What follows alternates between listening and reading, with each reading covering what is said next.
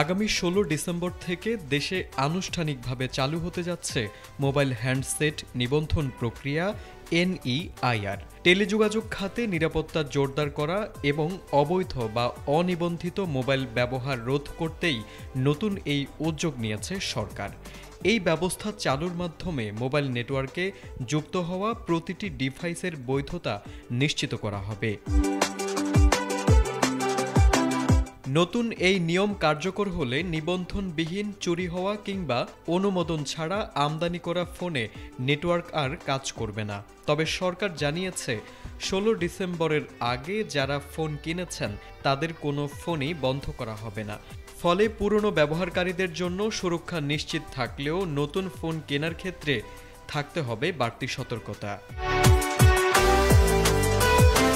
এদিকে নতুন ব্যবস্থা সামনে আসায় বাজারে দেখা দিয়েছে ভিন্ন চিত্র। অনিবন্ধিত ডিভাইসের দাম বাড়তে পারে এই আশঙ্কায় বহু ক্রেতা ছুটে যাচ্ছেন দোকানগুলোতে।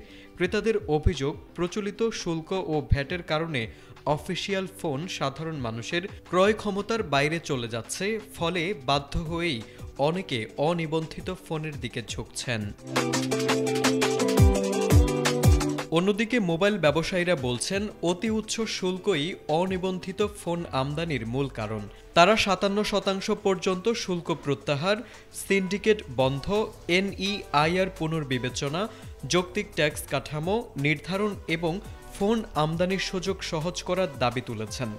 তাদের মতে বাজারকে নিয়ন্ত্রণ রাখতে হলে আগে শুল্ক কাঠামো স্বাভাবিক করা জরুরি।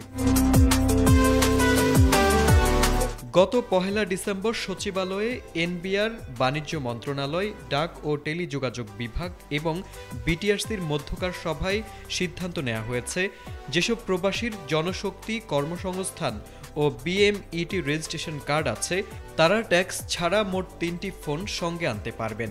একই সঙ্গে বাংলাদেশে ক্লোন মোবাইল, চুরি করা ফোন এবং রিফারবিশড মোবাইল আমদানি বন্ধ করা হবে।